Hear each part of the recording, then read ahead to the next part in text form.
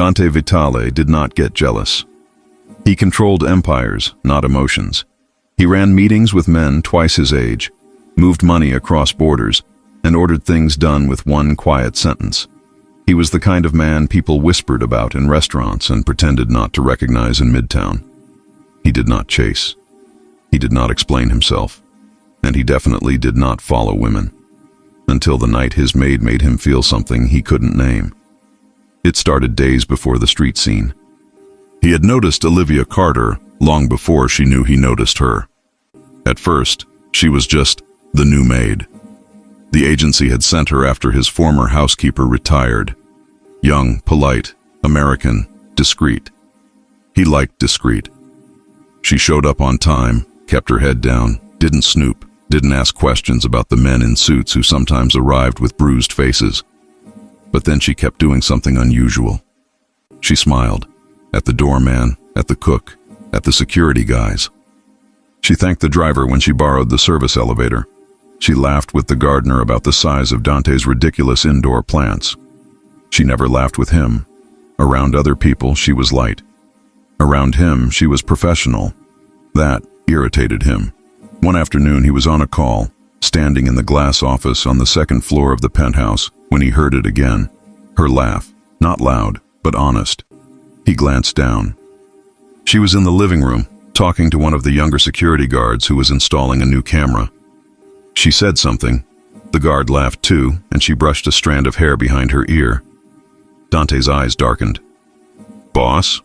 the voice on the phone asked. "Nothing," he said, pulling his attention back. But from that moment, he started tracking her in small ways. What time she arrived, what time she left, what she wore. He even noticed on Wednesdays she left a little faster, like she had somewhere to be. He didn't like that he was noticing. So when Wednesday came again and she slipped out the service entrance at 8:12 p.m., coat on, hair in a loose ponytail, he was already in the SUV across the street. Luca sat in the back, scrolling through messages. "You want me to send someone to trail her?" "No," Dante said, watching Olivia turn the corner. "I'll go." Luca looked up, amused. "Since when do you?" "Since I said I'll go." Outside, the city was damp and buzzing, the streetlights reflecting on the wet asphalt. Olivia walked like someone used to doing things alone, fast, alert, but not paranoid. She stopped under a flickering streetlight, checked her phone, and looked around. Then he appeared, a tall guy in a hoodie and jeans, a backpack over one shoulder, grin wide. He waved at her. She waved back. And then Dante felt his chest pull tight. She ran the last few steps to hug him. Something snapped. "Who the hell is that?" Dante muttered under his breath. Luca leaned forward from the back seat. Maybe a date. That was the wrong answer. The door of the SUV swung open. Dante crossed the street with long, furious strides, black coat moving like a shadow around him. "Olivia!" His voice cut through the air. She jumped, turning around. "Mr. Vitale?" The other guy looked confused. "Liv, who is he?" Dante demanded, eyes locked on her. Not the man, on her. "You leave my building and meet some man on the street at night?" People glanced over. The scene didn't match. A powerful, dangerously handsome man in an expensive coat confronting a maid and some random guy on a New York sidewalk. Olivia's brows pulled together. What? "You could have been followed," Dante went on, as if that explained why he was there. "You didn't tell security. You didn't tell me. You just walk out and meet some—" "Okay, hold on," the guy said, lifting a hand. "Why are you talking to her like—" "Because she works for me," Dante snapped, "and I don't like surprises." Olivia stared at him, and then her eyes widened with realization. Oh no, he thought. She pressed her lips together to keep from laughing, but it was useless. "Mr. Vitale, this is my brother." Silence. Dante stilled. "What?" The guy, tall, freckled, not even her type, grinned and stuck out a hand Dante did not take. "Ryan Carter, her brother.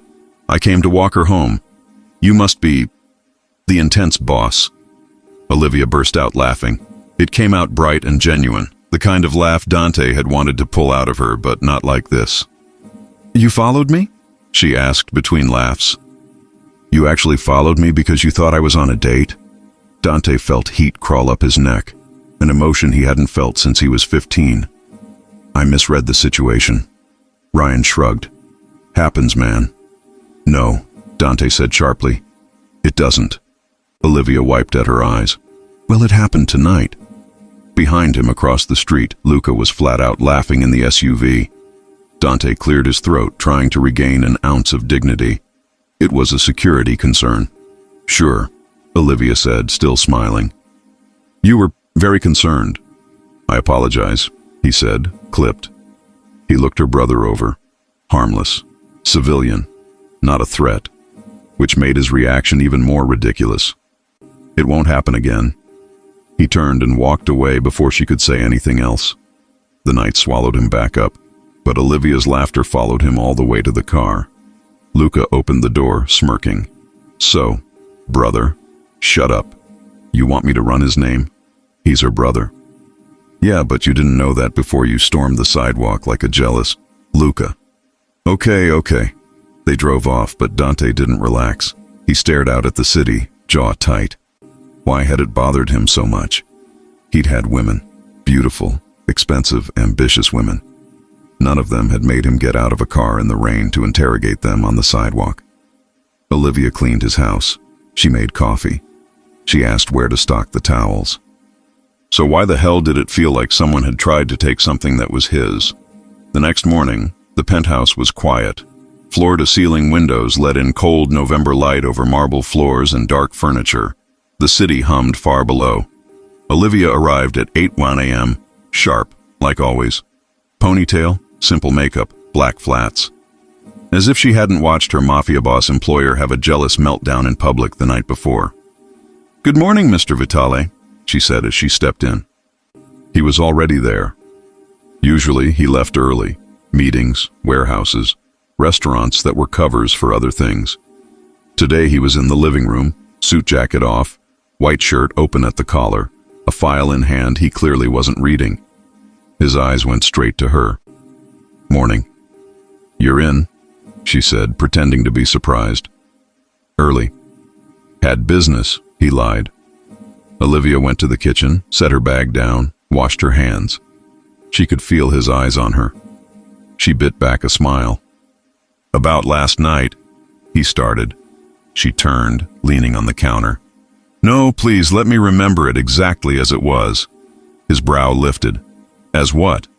As the night Dante Vitale, king of the New York underworld, almost arrested my brother because I dared to have a life. The corner of his mouth twitched. You enjoy this too much.